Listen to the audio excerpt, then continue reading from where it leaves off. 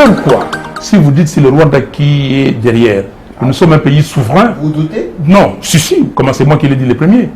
Félix ne l'a jamais dit, Félix a suivi ce que j'ai dit. Félix était ami de Kagame, il est ami de Kagame. Il a amené Kagame 2 fois ici. Vous le savez. Qui a exposé Kagame aujourd'hui? C'est moi. C'est moi qui ai exposé, moi et Mukwege. C'est nous deux qui avons exposé M. Kagame. Nous sommes le premier. Félix hier était dans le génocauste. Bravo. Il a parlé de génocide congolais avant. Il disait que non, il n'y a pas de génocide. Est-ce qu'en réalité, ce n'est pas parce que vous êtes bloqué, vous n'avez pas de moyens pour faire cette campagne électorale? Vous savez, vous parlez de moyens. De quels moyens vous parlez? Financiers? Monsieur Kassamba, vous me connaissez sérieusement? Vous parlez de M. Katumbi. Donc vous me dites que M. Katumbi avait financé ma campagne de 2018. C'est ça que vous voulez dire? Nous étions dans une coalition. Et dans cette coalition, le fait qu'il ait parlé, le fait que Jean-Pierre Bemba ait parlé, le fait que Mouzito ait parlé, Matungulu, tout le monde, c'était une équipe. Mais donner l'argent à Fayoulou, 0. Ok, je vous le dis. Ah bon? Alors, je vous le dis. Vous serez démenti, hein? Alors, qu'il demande? Qu'il demande, je vous le dis, c'est moi qui vous le dis. On est suivi là, partout dans le monde. Mais je vous le dis, allez lui poser la question, demandez qu'il vienne demain, dit que Fayoulou a dit que vous avez mis 0 francs, et puis qu'il vienne dire. Ok? Qu'il vienne dire. Mais on peut aller plus loin, cher ami, si vous voulez. Mais maintenant, quand vous parlez des élections, vous parlez toujours de l'argent, de l'argent. Monsieur Félix Tshisekedi a fait les élections de 2018, il avait quoi comme argent? Il était populaire. Pardon? Il était populaire. Et moi je suis quoi alors? Alors moi je suis quoi aujourd'hui? Vous étiez derrière les... Non, aujourd'hui je suis quoi si vous l'étiez populaire? Regardez, Monsieur Kassamba, je ne veux pas parler parce qu'il ne veut pas parler de moi. Ok? Attendez, le bien que j'ai, le bien immobilier et autres que j'ai, M. Félix n'avait pas les 10e de ça en 2018. Vous savez? Je vous dis, je vous regarde les yeux dans les yeux. Non, s'il vous plaît, yeux dans les yeux. Nous sommes ici, là où nous sommes. C'est les... Non, il n'était pas populaire. Son père était populaire. Pas lui. Et la preuve, il a eu 15 ou 17%. Il ne faut jamais parler des boycotts. Il faut jamais parler de non-partance. Nous sommes partants et nous voulons des élections, des vraies élections. J'ai signé des documents avec des leaders politiques, avec des candidats. Et dans tous ces documents, vous allez voir, c'est la même trame. Nous n'accepterons jamais une parodie d'élection. Nous réclamons un audit du fichier électoral. Nous réclamons un fichier électoral fiable. Je crois que vous avez compris. Je vais faire la transition avec qui? Et la transition pourquoi? Pour le partage du pouvoir. Oui. Est-ce que vous m'avez déjà vu partager le pouvoir? Un seul instant. Mais dites-moi. Non, attendez. Je vais partager le pouvoir avec qui? Monsieur Raila Odinga est venu ici et Kenyatta et il vous propose de prendre une position au sein de ces gouvernements. Ils vont créer avec Félix Tshisekedi le poste de vice-président. Je leur ai dit, vous m'avez bien regardé? Vous avez regardé la Constitution de la République? On allait modifier. Mais cher ami, vous pensez que je peux aller comme ça, comme un enfant, aller partager le pouvoir un programme qui n'existe pas, un programme que je n'ai pas conçu, des gens avec qui je ne partage pas les mêmes valeurs, il y a des voleurs là-dedans, il y a des brigands. Donc pensez-vous que moi je suis là pour la transition et le partage du pouvoir? Je suis là avec mon équipe. Vous regardez les gens qui sont là. Regardez mon équipe. Est-ce qu'aujourd'hui, vous êtes la seule personne clairvoyante dans l'opposition? Katumbi, Sesanga, Matata partagent vos positions, mais sont dans le processus. Voyez-vous, est-ce que votre position est-elle confortable? Nous sommes des leaders déjà pas formés de la même façon. Ok? Chacun est formé différemment. Et nous avons des schémas différents. Personne aujourd'hui peut me regarder yeux dans les yeux comme ça et me dire que je te tiens. Ok? Donc vous me comprenez. Donc moi je suis Martin Fayoulou, j'ai fait les choses pour le peuple congolais. Et je vous ai dit que j'étais un pace-setter et un leader qui montre le chemin aux Congolais. Le bureau de la CENI s'est réuni le 13 mai pour examiner les 200 dossiers de candidatures reçus dans l'espace de 48 heures avant de sélectionner l'équipe d'audit. Le 15 mai à 14h30, la CENI a communiqué les noms de 5 experts retenus et à 15h30, il y a eu réunion des experts, dont une Sud-Africaine et un Malawite. Ça veut dire que ces gens-là étaient déjà au pays. Comment ils savaient, eux, qu'il y avait cette opération? Bienvenue à tous. Nous avons fait des déplacements ici à Kinshasa pour rencontrer le candidat président de la République, mais qui n'est pas partant. Il s'est dit président élu, mais qui n'a pas pu exercer son mandat durant 5 ans. Pour le processus électoral qui est en cours, il pose des conditions. Et pour preuve, nous avons ici chronique d'une fraude électorale préparée en 7 épisodes par le pouvoir de Félix Tshisekedi, en qui d'ailleurs, lui, ne croit pas du tout la sincérité. Notre invité aujourd'hui, c'est Martin Fayulu. Bienvenue, Président. Merci. Avec moi, donc, ça sera une émission exceptionnelle. Nous allons l'animer avec le patron des 7sur7.cd, ici en RDC, le média le plus suivi. Et comme vous allez suivre cette émission sur toutes les plateformes, nous allons partager le micro avec Israël Moutaï. Président. Merci de l'invitation. Nous allons décortiquer l'actualité politique et électorale parce que nous sommes à 5 mois, jour pour jour, des élections.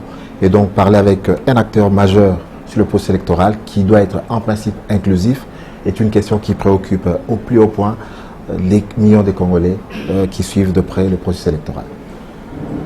Voilà donc, on commence avec une question beaucoup plus directe à Martin Fayulu. Vous avez été l'un des candidats majeurs durant le précédent cycle électoral. Vous avez clamé votre victoire, mais vous n'avez pas exercé. Parce que jusqu'à maintenant, le président de la République de la RDC s'appelle Félix Antoine Tshisekedi. Il y a un processus en cours. Normalement, vous étiez candidat président. Mais il y a quelques temps, vous avez dit, je ne peux pas m'engager dans cette procédure, dans ce processus, parce qu'il est biaisé d'avance. Sur base de quelle preuve, quelle affirmation, quelle conviction?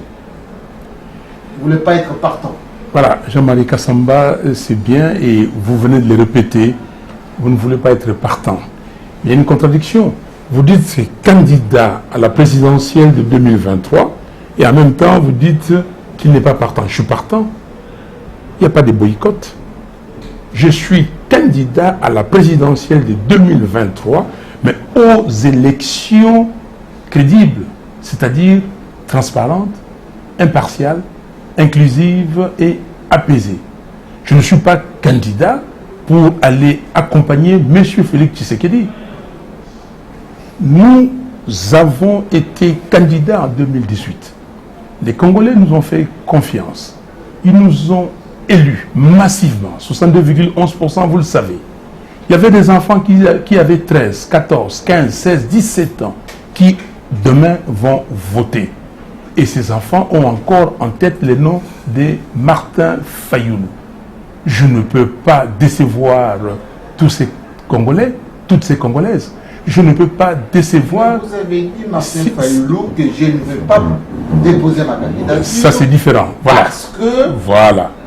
Là, vous revenez. Oui. Nous avons dit, et moi... On a terminé avec les élections de députés. Vous n'avez pas déposé en tant que député. Vous attendez peut-être être candidat président, mais si ça continue de cette manière, vous n'allez pas être candidat non plus. Voilà. Et moi et mes collègues de l'AMOUKA, nous avons décidé de ne pas déposer nos candidatures à tous les niveaux simplement pour réclamer la transparence.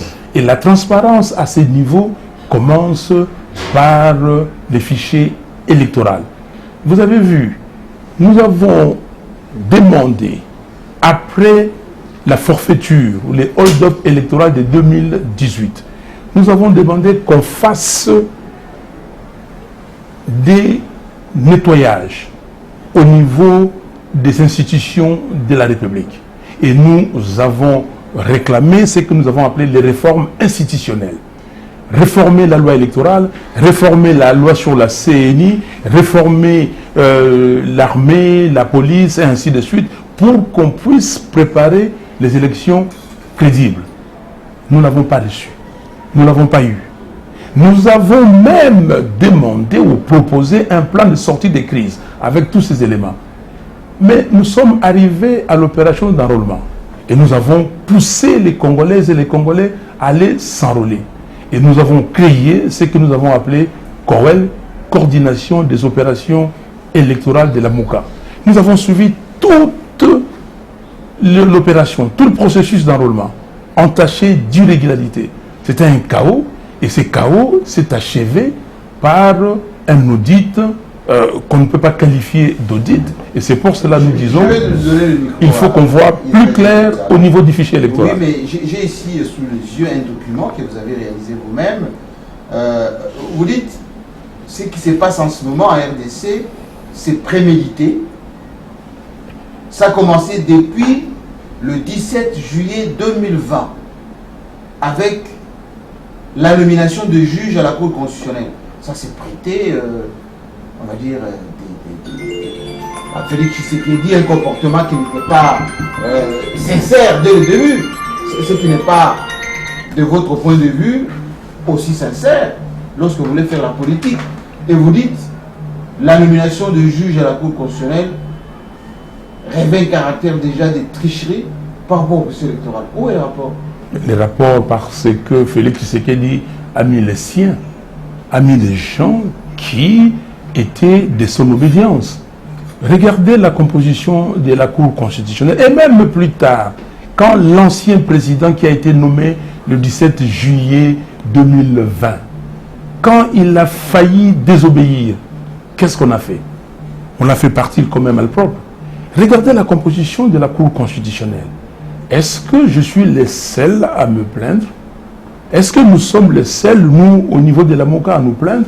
Ou tout le monde se plaint que cette cour, c'est une cour familiale, une cour tribale, une cour, comment dire, des gens qui sont aux ordres de M. Félix Tshisekedi? Ça, c'est le procès d'intention, président. Mais je l'ai dit et je m'assume. Je m'assume. Mais cette même cour, la configuration de la cour, les autres vous rétorquent que lors du processus duquel vous vous revendiquez vainqueur, le procès de 2018, la composition de la cour était pratiquement la même. C'était les mêmes critiques et à la cour et à la commission. Pourtant, vous aviez revendiqué la victoire. C'était les mêmes personnes. Alors maintenant, même j'ai revendiqué la victoire. Si vous parlez de la cour, et qu'est-ce que cette cour a fait? Cette cour, il y avait un juge sérieux, Corneille Ouassenda, qui a sorti une opinion dissidente. Il n'était pas, lui, d'accord avec la cour. Parce que le juge Corneille Ouassenda a dit ceci, que les avocats du candidat Fayoulou ont amené des procès-verbaux. Il importe à la partie adverse de demander la suspension et d'analyser ces procès-verbaux. Nous avons amené les procès-verbaux avec les résultats pour attester que j'avais gagné. Et la cour est passée outre. Donc, c'est même la cour passée. C'est pour cela que M. Félix, se servant des expériences du passé, il s'est dit, moi j'ai deux choses. La première, c'est la CNI qui organise les élections et qui proclame le résultat provisoire. Et deuxièmement, la Cour constitutionnelle qui proclame les résultats définitifs. Donc il faut commencer très tôt par s'arranger pour que cette Cour soit en ma faveur. Mais dans ce cas, malgré ça, il y a eu alternance quand même, parce que Chadari n'a pas été proclamé vainqueur. Dans le cas présent, vous ne voyez pas que, avec cette position radicale que vous avez adoptée, vous avez plus ou moins refroidi l'ardeur de vos millions des millions de Congolais qui espéraient justement la candidature non seulement de vous en tant que président, mais aussi tous les cadres de SID. Ça fait près de 5 ans que justement ils rabâchent, ils travaillent pour que ils accèdent au pouvoir et que là maintenant vous avez décidé de boycotter pour l'instant le processus électoral. on n'a pas boycotté, je répète, et si Shadari n'a pas été proclamé vainqueur, vous savez pourquoi, et vous connaissez les compromis à l'africaine. Parce que c'est lui qui devait proclamer Shadari vainqueur, a finalement fait un deal avec M. Félix Tshisekedi. Donc ça, la Cour de la fois passée n'a pas de mérite. Alors maintenant, on a refroidi les militants des Congolais. Non, je ne refroidis pas les Congolais, je suis leader. Le leader, c'est celui qui montre le chemin. En anglais, on dit pace-setter. Donc, il montre le chemin. Beaucoup de gens ne comprennent pas ce qui se passe. Vous savez, il y a quelqu'un qui a écrit « Si vous voulez cacher quelque chose à certaines personnes, je vais être pudique, et il faut le mettre par écrit. » Combien de Congolais ont lu la loi électorale? Combien? Dans son article 47, alinéa 3e, le vote semi-électronique combine l'utilisation du bulletin papier sécurisé et les comptages manuels en même temps avec un dispositif électronique de prise en charge du processus de vote, d'agrégation et de transmission des résultats. Ils se sont parés, ils se sont donné cet article pour que ceux qui auront des machines à voter chez eux à la maison, avec des cartes d'électeurs qu'ils ont, les fictifs dont nous parlons, et ils vont voter, et les résultats vont aller directement dans les serveurs. Et ça va gonfler les votes de M. Félix Tshisekedi et des siens. Et c'est ça l'objectif de la machine à voter. La machine à voter, c'est pour brouiller des pistes. Et quand vous allez dire que non, ici c'est elle qui a gagné, c'est elle qui a gagné, on va vous dire oui, compilé. Mais comment? On dit que non, on vous a dit que les résultats, ce n'est pas le comptage manuel. On vous a dit que les résultats, c'est transmission électronique. Et puis vous avez dit que ah, non, on dit que oui, mais lisez l'article 47, l'alinéa 5, qui dit ceci. En cas de divergence des résultats issus du dépouillement manuel et ceux du dispositif électronique, la CENI procède aux investigations et à la correction de l'erreur au niveau du centre local de compilation des résultats. Point. C'est la CENI. Un procès verbal est élaboré à cet effet, signé par les membres du centre local de compilation, instruit par la CENI et les témoins des candidats présents. Donc, vous allez faire des PV, vous allez contester, mais ça vous servira pour les contentieux. Vous avez compris?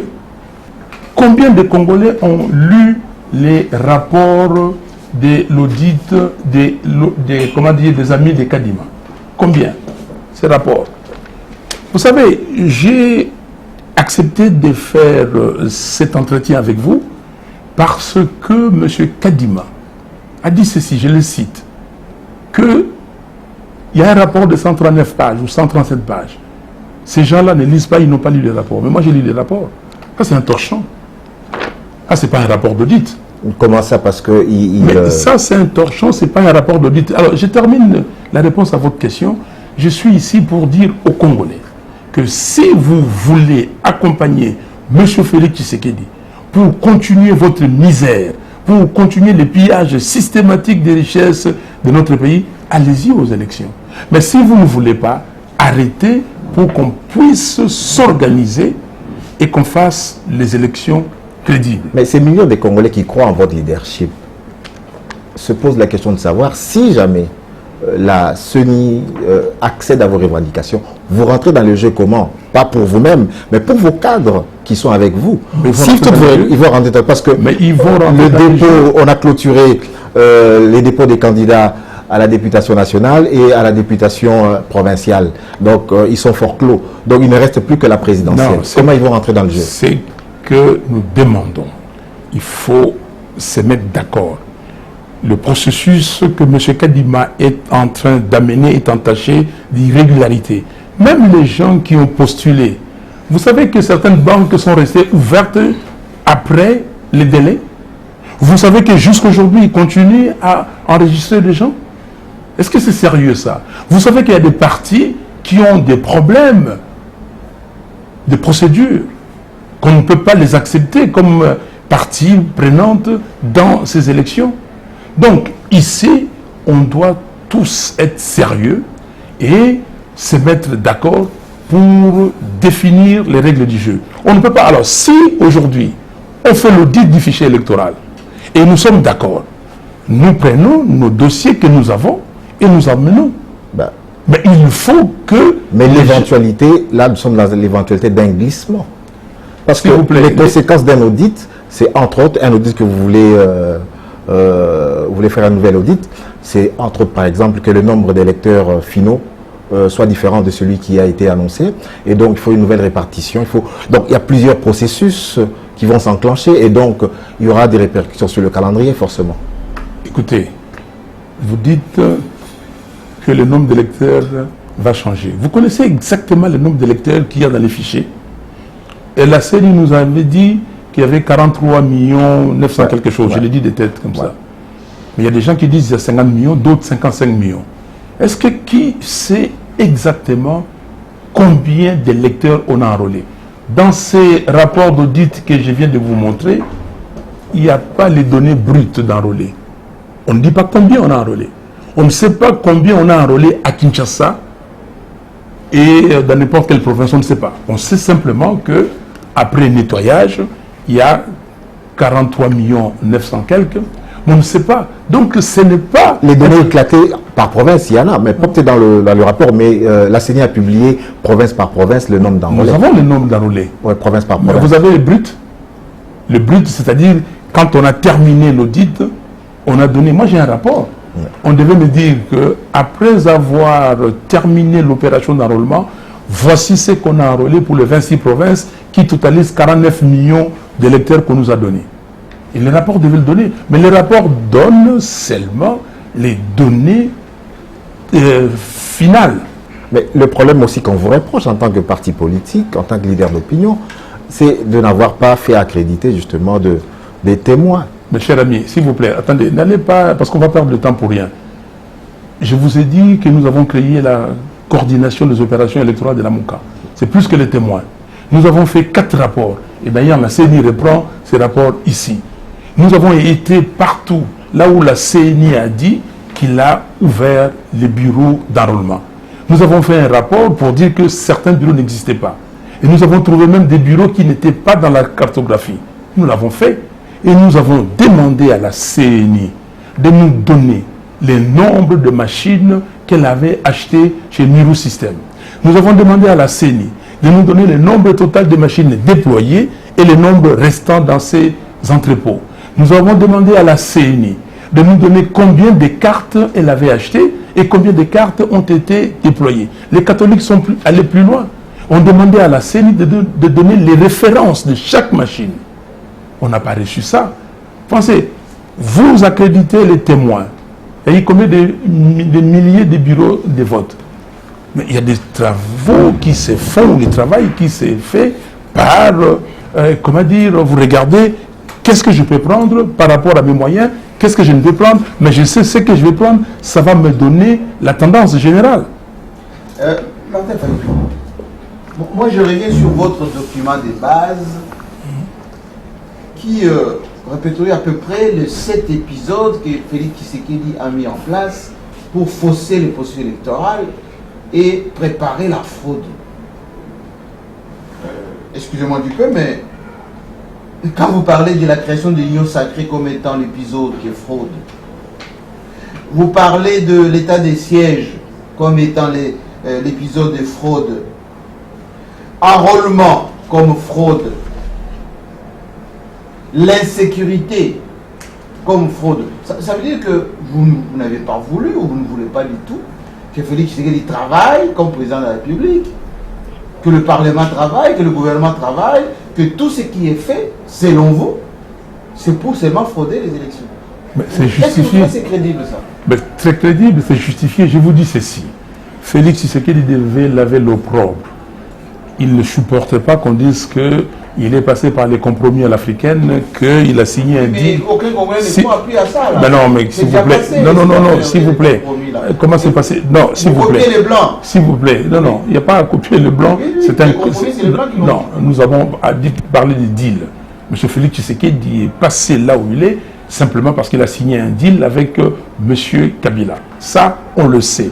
Et après avoir signé ça, et je continue, et vous l'avez dit, à réclamer que j'ai gagné cette élection et je suis le président élu et les Congolais le savent comme tel. Alors, maintenant, qu'est-ce qu'il fallait faire? Revenons à ces documents. Voilà, on revient à ces documents. Qu'est-ce qu'il fallait faire? Il fallait trouver les moyens pour laver l'opprobre, c'est-à-dire gagner les élections prochaines, celles de 2023. Il fallait mettre certaines stratégies en place, ou une stratégie en place, en commençant par les juges de la Cour constitutionnelle, vous l'avez dit.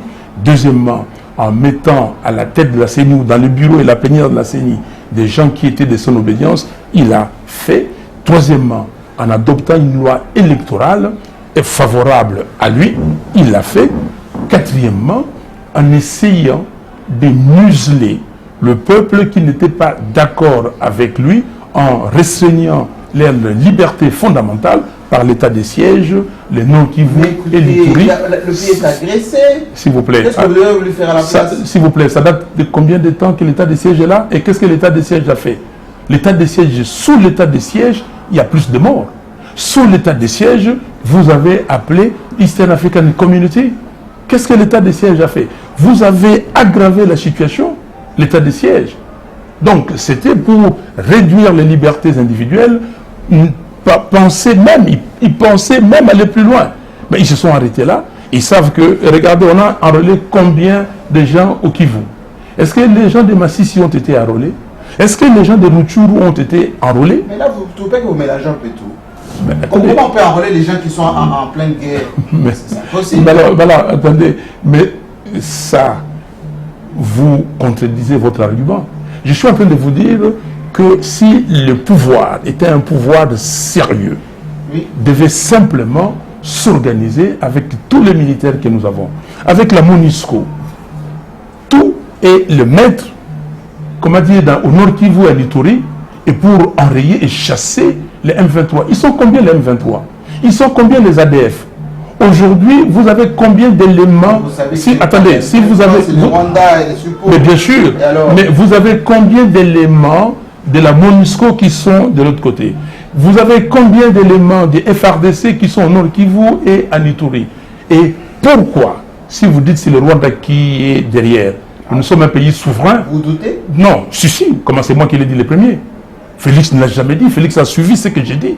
Félix était ami de Kagame, il est ami de Kagame. Il a amené Kagame 2 fois ici. Et vous le savez. Qui a exposé Kagame aujourd'hui? C'est moi. C'est moi qui ai exposé, moi et Mukwege. C'est nous deux qui avons exposé M. Kagame. Nous sommes le premier. Félix, hier, était dans le génocauste. Bravo. Il a parlé de génocide congolais avant. Il disait que non, il n'y a pas de génocide. Il a mis des gens, quand nous on parlait de génocide, lui, il a dit que non, il n'y a pas de génocide. S'il vous plaît, M. Kassamba. Je vous en prie, je vous en prie. M. Félix a dérangé l'électorat du Nord Kivu. Ok? L'état de siège s'était fait à dessein pour que ces gens-là qui sont virulents, ces gens qui sauvent ces pays de la balkanisation, et que ces gens-là soient mis de côté. Il n'a rien fait, absolument rien fait pour aider. Parce que s'il voulait aider, nous sommes un pays souverain, s'il y a un gouvernement, il pouvait jouer avec sa diplomatie pour demander aux pays amis de combattre les Rwandais. Pourquoi il ne l'a pas fait? Excusez-moi, mais est-ce qu'en réalité, ce n'est pas parce que vous êtes bloqué, vous n'avez pas de moyens pour faire cette campagne électorale, et que le support que vous avez hier, les Katumbi, les autres membres de votre, on va dire, obédience un peu d'opposition, les 4 leaders, les uns s'en vont sans vous, et qu'un peu désemparé, vous êtes en train maintenant de vous accrocher à des arguments qui sont déjà obsolètes, déjà dépassés. Mais vous savez... Vous ramez seul. Non, vous savez, je rame seul, et ce n'est pas un problème. Mais vous savez, vous parlez de moyens. De quels moyens vous parlez? Financiers. Ah bon? Vous me connaissez? Monsieur Kassamba, vous me connaissez sérieusement? Les moyens financiers, c'est quoi? Attendez, non, s'il vous plaît, Monsieur Trump, c'est un milliardaire. Est-ce qu'il fait campagne avec ses moyens? Vous parlez de M. Katumbi. Donc vous dites que M. Katumbi avait financé ma campagne de 2018. C'est ça que vous voulez dire? Zéro. Donc zéro. Non, s'il vous plaît. Ça a été dit comme ça. Qui a dit ça? Enfin, tout le monde le savait. Non, voilà. Si vous le saviez, je vous dis zéro. vous lui posez la question, parce qu'il a dit lui-même. Ok? Si vous, zéro. S'il a financé la campagne de ses membres et tout ça, ma campagne, zéro. Mais quand je dis zéro, cela veut dire quoi? Nous étions dans une coalition. Et dans cette coalition, le fait qu'il ait parlé, le fait que Jean-Pierre Bemba ait parlé, le fait que Mouzito ait parlé, Matungulu, tout le monde, c'était une équipe. Mais donner l'argent à Fayoulou, zéro. Ok, je vous le dis. Alors, je vous le dis. Vous serez démenti, hein? Alors, qu'il demande? Qu'il demande, je vous le dis, c'est moi qui vous le dis. On est suivi là à partir d'un moment. Mais je vous le dis, allez lui poser la question, demandez qu'il vienne demain, dit que Fayoulou a dit que vous avez mis 0 francs, et puis qu'il vienne dire. Ok? Qu'il vienne dire. Mais on peut aller plus loin, cher ami, si vous voulez. Mais maintenant, quand vous parlez des élections, vous parlez toujours de l'argent, de l'argent. Monsieur Félix Tshisekedi a fait les élections de 2018, il avait quoi comme argent? Il était populaire. Pardon? Il était populaire. Et moi je suis quoi alors? Alors moi je suis quoi aujourd'hui? Vous étiez derrière les... Non, non, non, aujourd'hui je suis quoi si vous l'étiez populaire? Regardez, Monsieur Kassamba, je ne veux pas parler parce qu'il ne veut pas parler de moi. Ok? Attendez, le bien que j'ai, le bien immobilier et autres que j'ai, M. Félix n'avait pas les dixièmes de ça en 2018. Vous le savez? Je vous dis, je vous regarde les yeux dans les yeux. Non, s'il vous plaît, yeux dans les yeux. Nous sommes ici, là où nous sommes. C'est les... Non, il n'était pas populaire. Son père était populaire. Pas lui. Et la preuve, il a eu 15 ou 17%. S'il était populaire, comment il a eu 15 ou 17%? Selon vous? M. Kassamba... Selon la CENI, il a gagné. Non, selon la CENI, selon les serveurs de la CENI, et selon l'observation électorale de l'Église catholique et des autres organisations d'observation, il a eu ces pourcentages entre 15 et 17%. Alors, où est la popularité? Je comprends, vous faites son avocat parce qu'il n'est pas là. Mais non, je suis d'accord, je comprends ce que vous voulez, ce que vous faites, mais M. Félix Tshisekedi n'a pas gagné cette élection-là. M. Félix Tshisekedi n'avait pas de moyens. Il n'avait même pas les dixièmes de moyens que moi j'avais en ce moment-là. Ok? Non, s'il vous plaît, attendez, il n'a pas fait le tour du Congo. Félix Tshisekedi, non, s'il vous plaît. Alors, vous ne suivez pas. Vous étiez les médias. S'il vous plaît. Vous étiez les médias. Moi, je suis les médias. Il y a quelqu'un qui était le directeur de cabinet de M. Kabila. Il a dit ceci. Tenez, que M. Ramazani a fait les 26 provinces du Congo. Il est même allé dans le village.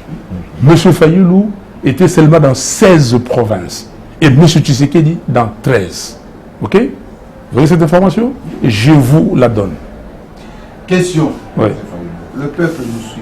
Cette émission, c'est un peu la température de votre état d'esprit aujourd'hui. Oui. Admettons que la CENI passe outre ces revendications. J'ai ici des documents, vous avez même proposé à la CENI de revoir un certain nombre de choses, c'est audit, et qu'on dit le train est déjà en marche, vous aboyez, mais le train avance. Vous allez faire quoi? C'est illégitime. Le 20 décembre 2023, le peuple vote, Tshisekedi a son deuxième mandat, les députés sont élus, provinciaux, les conseillers, etc. Vous allez faire quoi? C'est la Vous ne l'avez pas fait. C'est la responsabilité des Congolais. L'année passée, il y a 5 ans. Je peux vous répondre? Oui, allez-y. C'est la responsabilité des Congolaises et des Congolais. Ils vont accompagner Tshisekedi dans une forfaiture et tous les Congolais ne vont pas aller à ces élections. Vous n'aurez pas un taux de participation. Évidemment, comme c'est la fabrication des résultats, ils ont des électeurs fictifs. C'est là où je voulais qu'on revienne. Oui. Surtout dans cette affaire de l'audit. Ils ont des électeurs fictifs. J'anticipe sur la fin, tout à fait. Mais ils ont des électeurs fictifs. Oui. Ils vont gonfler l'électorat. Et la conséquence, c'est quoi? L'illégitimité. L'illégitimité des institutions va continuer. Non, l'illégitime. Ce que nous faisons là aujourd'hui, oui, c'est l'article 64. C'est quoi l'article 64? L'article 64 dit ceci, je vous le dis. Tout Congolais a le devoir de faire échec à tout individu ou groupe d'individus qui veut prendre le pouvoir par la force ou qui veut l'exercer en violation de la Constitution. Aujourd'hui, il y a la deuxième alinéa aussi, c'est article. Non, le deuxième alinéa, oui. C'est pour celui qui veut faire un coup d'État. Oui. Ça, c'est dit. Oui, ça, c'est pour lui mais qui... vous ne voulez pas rappeler le deuxième alinéa? Non, mais moi, parce que je ne suis pas dans les dossiers des coups d'État, moi. Moi, je suis un démocrate et je suis la Constitution. Le mode de dévolution du pouvoir est repris dans notre Constitution. Donc, c'est ça. Et c'est comme ça que je suis dans l'alinéa premier. Et ce que nous faisons ici, nous voulons empêcher M. Kadima et M. Tshisekedi de donner le pouvoir à Tshisekedi, contrairement à ce que dit la Constitution. Et là, c'est une nomination et ce ne sont pas des élections. Martin Fayulu, la fois dernière, vous avez dit, allez, j'y vais pas s'il y a la machine à voter. Oui. La fois dernière, vous avez dit, Nanga, il y a eu vote, vous avez participé. Vous avez même clamé que vous avez gagné. Qu'est-ce qui ne nous dit pas que, à défaut d'encourager aujourd'hui la transition, qu'à un moment donné, vous allez un peu sous cap déposer une candidature et que vous allez réclamer demain que Tshisekedi a volé encore votre victoire et on va repartir en 2024 avec Fayulu qui s'est dit victime du vol. Alors, ce qui se passe aujourd'hui, c'est ce qui s'est passé en 2018. En 2018, nous tous, oui. Nous avons dit pas de machine à voter parce que la machine à voter supposait un vote électronique. Alors que l'article 237 ter de la loi électorale prohibait les votes électroniques. Et pourquoi nous sommes allés? Et là, maintenant, tous, le 29 septembre 2018, à l'esplanade des martyrs, à Kassavoubou, tous les candidats, nous avons dit pas de machine à voter, sauf Tshisekedi qui est venu, qui a pris la parole en dernier lieu pour dire qu'avec ou sans machine à voter, on ira aux élections. Mais, qu'à cela ne tienne. Mais nous sommes allés pourquoi? Parce qu'à la fin, nos pères spirituels, c'est-à-dire les évêques catholiques et les révérends pasteurs protestants, nous ont convaincus. Et ils ont arbitré le match entre nous et la CNI. Voilà comment ils ont arbitré le match. Nous nous sommes convenus que, 1, la machine à voter servirait de simple imprimante. On vote, on prend, on jette dans l'urne. 2, que les résultats qui vont compter, ce sera les résultats des comptages manuels. Et qu'on ne transmettrait pas les résultats électroniquement. On s'est mis d'accord.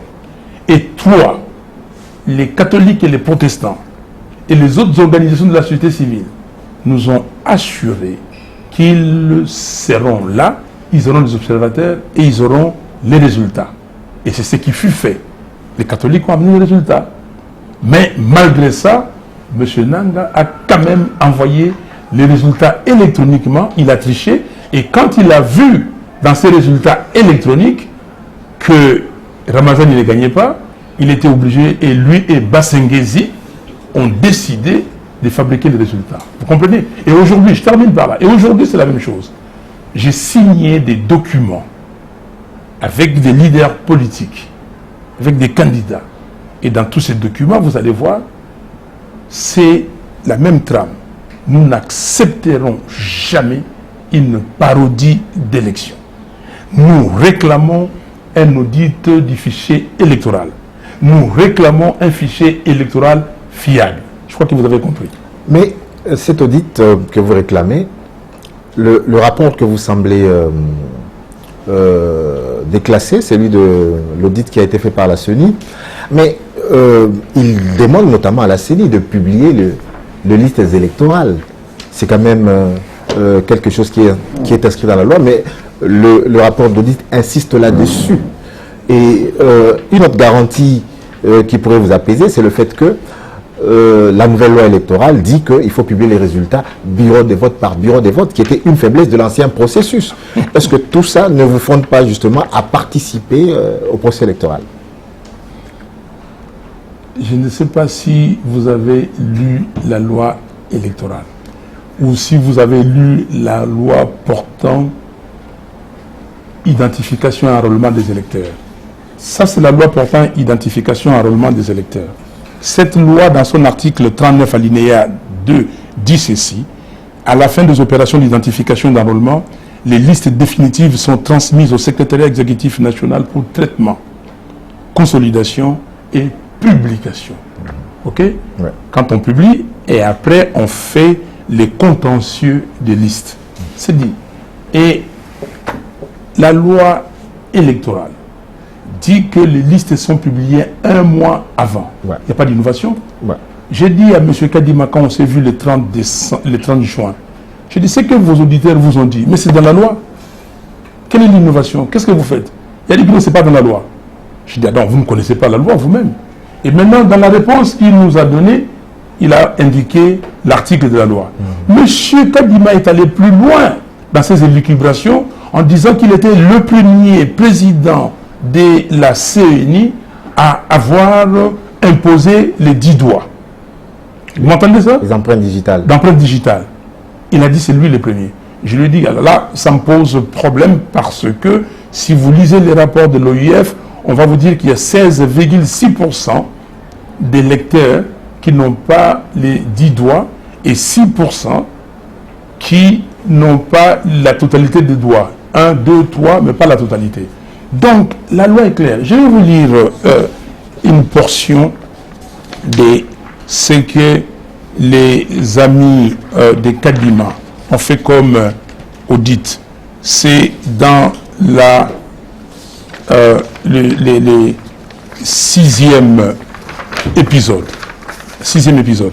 L'opération d'identification et de renouvellement des électeurs comme moyen de créer des électeurs fictifs qu'on utilisera pour gonfler les votes en faveur de M. Tshisekedi et des membres de l'Union sacrée de la nation. Ok? Ces amis sont venus faire l'audit, ce qu'il appelle l'audit. 5 personnes. Mais ce soi-disant audit par les 5 amis de M. Kadima est simplement détruit par la mauvaise qualité de son rapport. Je vous ai montré le rapport. Que dit le rapport? Sans apporter des éléments probants sur toutes les questions susceptibles de restaurer la confiance des parties prenantes, l'équipe d'audit aboutit à des conclusions qu'elle ne peut justifier.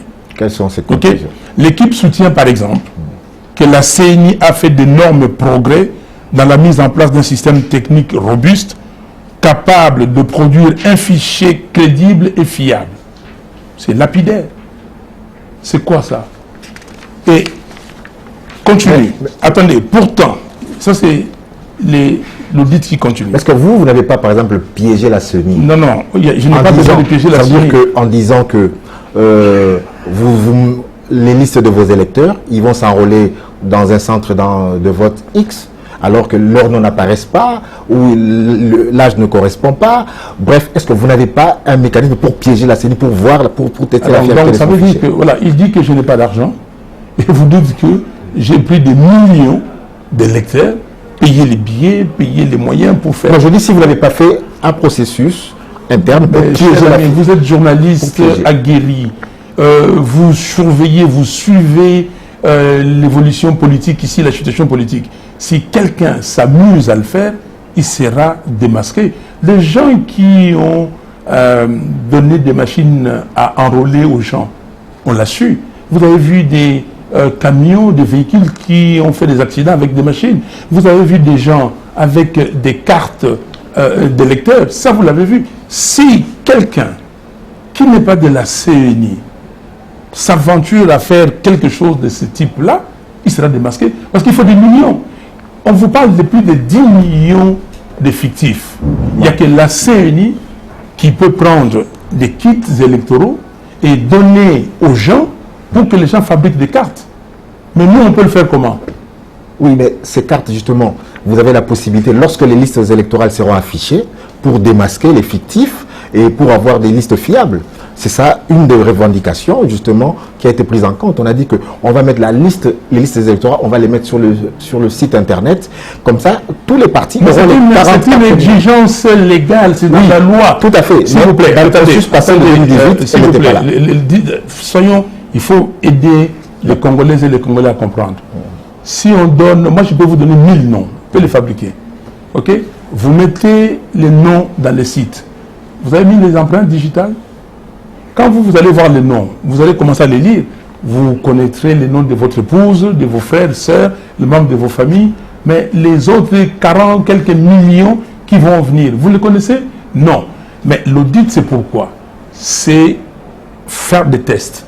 On prend un nom et on regarde s'il y a les empreintes digitales. On regarde si ces empreintes digitales n'ont pas été servies pour un autre nom. C'est ça les tests qu'on fait. Et c'est pour cela qu'il fallait faire des tests avec des témoins pour vérifier. Alors, je vous retourne la question, je ne vous pose pas la question, mais je pose la question et je réponds. Pourquoi M. Kadima, s'il n'avait rien à cacher, pourquoi il ne veut pas qu'on le voie? Regardez, laissez-moi continuer ici. Je vais vous lire cette phrase ici. Le 15 mai, non, d'abord, je commence par ceci. La CENI a publié l'appel d'offres de l'audit le 9 mai.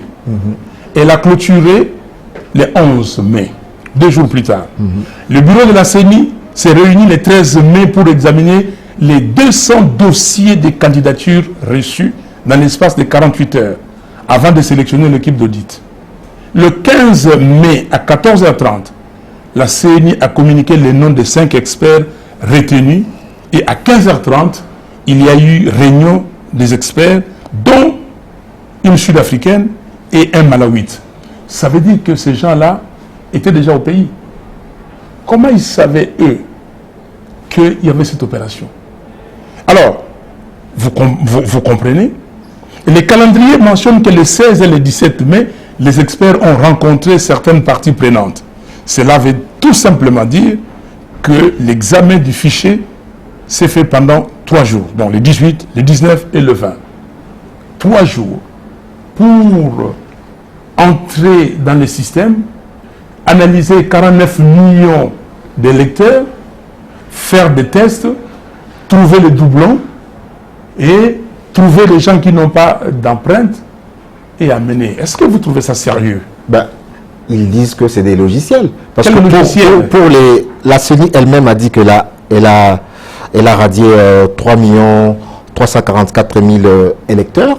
Oui. Donc, dans ce lot, il y a ceux qui se sont plusieurs fois enregistrés, plus de 2 millions. Les mineurs, 97 000. Oui. Et puis, les gens qui n'ont pas d'empreinte digitale, près de 300 000. Les gens qui n'ont pas d'iris. Donc, voilà, ça veut dire que c'est des logiciels Mais qui ça vient détectent. d'où? Ça vient d'où? Si vous totalisez, attendez, totalisez ces chiffres-là et trouvez maintenant la concordance avec les chiffres d'avant. Il n'y a pas de concordance. Additionnez les chiffres de la CENI. C'est pour cela que la CENI doit être sérieux et nous allons poursuivre la CENI devant la justice avec ça. Nous devons poursuivre la CENI. Que la CENI nous donne le nombre total d'enrôlés et le nombre total de gens qu'on a expurgés du fichier. Si vous additionnez ça, je peux faire l'exercice avec vous parce que je l'ai fait. Et dans les documents que je vous ai remis, vous vous êtes documenté, heureusement, je vous ai donné ces tableaux-là. Donc, il y a discordance. Il n'y a pas de cohérence. Il n'y a pas de cohérence. Nous sommes en direct, en fait. Nous sommes en train de suivre par des Congolais. Nous devons clôturer cette émission. Oui. Qui sera naturellement mis à la disposition de tout le monde, qui pourra décoder le message un peu subliminal que vous êtes en train de faire passer. Moi, je l'ai compris. Contredisez-moi si c'est le cas. En fait, vous voulez une transition. En fait, vous ne voulez pas qu'il y ait élection au mois de décembre prochain pour que vous puissiez contester la légitimité de Félix Tshisekedi si jamais il a son second mandat au 20 décembre prochain. Dites-le clairement. Monsieur Jean-Marie Kassamba. Monsieur Jean-Marie Kassamba, c'est pour ça, vous voyez, j'ai amené tous les documents ici, je peux vous le démontrer. Du 11 au 14 juillet 2022, nous avons été au Congrès. Et voilà le Congrès. Et nous avons sorti les manifestes d'Ekisangani. Vous avez les documents. Nous avons Congo et Kolomoko, s'il vous plaît, Congo et Kolomoko. Et j'ai été désigné candidat président de la République. OK? Avec un manifeste qui donne 18 défis. Quand on relève ces défis, nous développons l'économie. L'offre politique des failles existe. Comment? Depuis plus d'un an. Depuis plus d'un an. Vous appelez ça comme vous voulez. Depuis plus d'un an. Oui. Nous ne sommes pas des enfants. Deuxièmement, avant cette année, nous avons, les comment dire, attendez, je vais les ordonner comme ça. Les 9... Vous êtes préparé, vous voulez m'expliquer que bien vous êtes sûr, préparé. le 12 mars 2021, nous avons fait la proposition de réforme institutionnelle sur la loi organique portant et organisation et fonctionnement de la CENI. Déjà. Et après ça, le 9 avril de la même année, la loi électorale, préparée.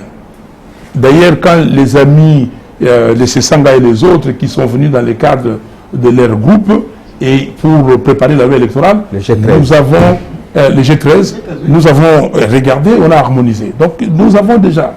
Et après, le 3 septembre de la même année, nous avons proposé le calendrier électoral. Pour vous dire que nous étions prêts. Et d'ailleurs, pour nous, les élections devraient avoir lieu au mois d'octobre. C'est-à-dire, si on respecte la Constitution, l'article 73, si on respecte, les élections devaient avoir lieu au mois d'octobre de cette année. OK? Donc, et puis après, en avril, le 8 avril 2022, nous avons proposé la loi portant identification et enrôlement des électeurs. Sachez que la CENI n'a pas proposé cette loi, elle a reconduit l'ancienne loi. Donc nous sommes prêts. Comment voulez-vous dire? Je vais faire la transition avec qui? Et la transition pourquoi? Pour le partage du pouvoir. Oui. Est-ce que vous m'avez déjà vu partager le pouvoir? Un seul instant? Mais dites-moi. Non, non, attendez. Je vais partager le pouvoir avec qui?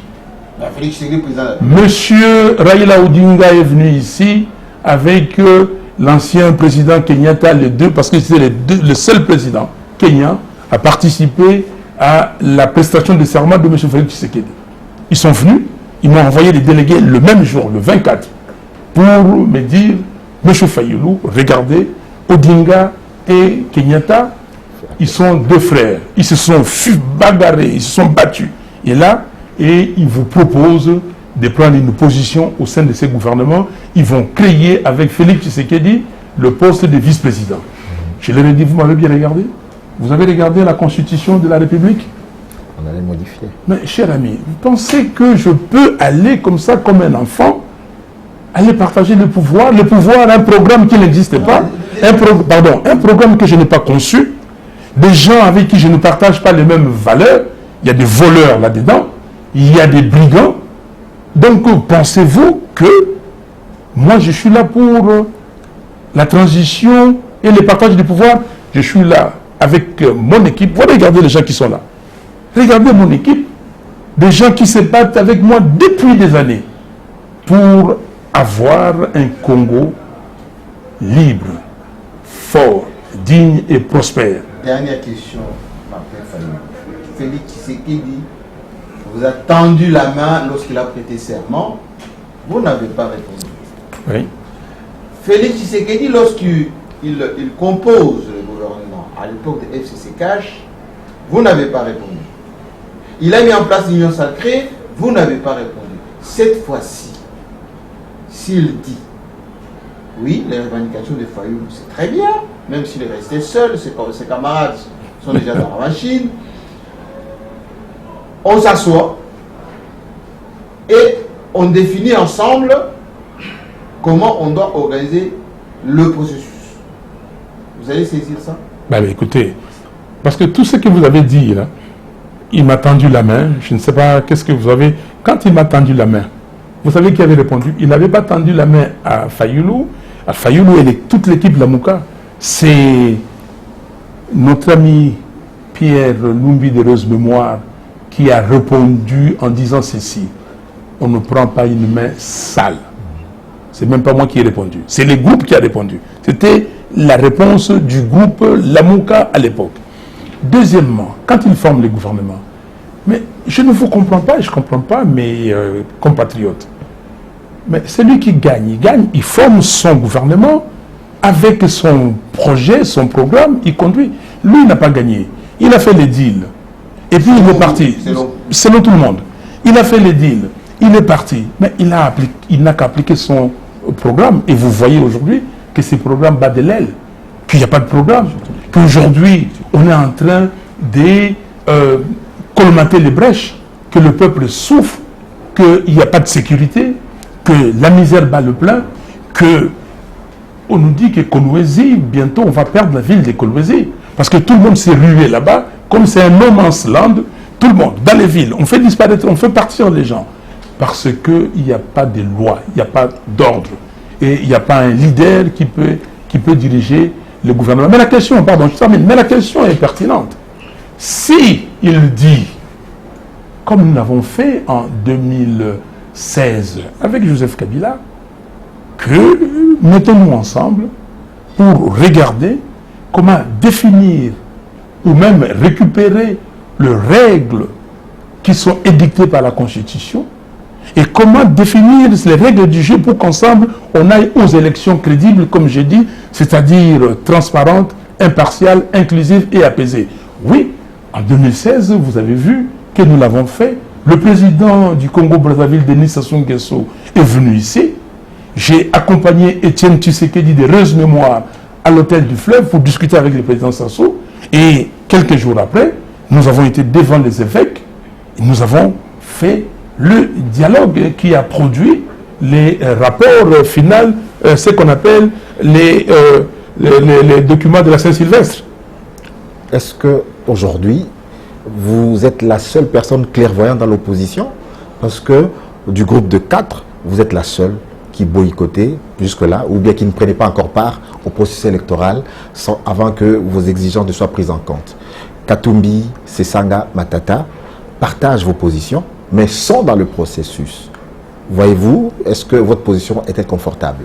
Écoutez, mais pourquoi? Vous parlez des leaders, ok? Et nous sommes des leaders déjà pas formés de la même façon, ok? Chacun est formé différemment. Et nous avons des schémas différents. Personne aujourd'hui peut me regarder yeux dans les yeux comme ça et me dire que je te tiens. Ok? Donc vous me comprenez. Donc moi je suis Martin Fayulu, j'ai fait des choses pour le peuple congolais.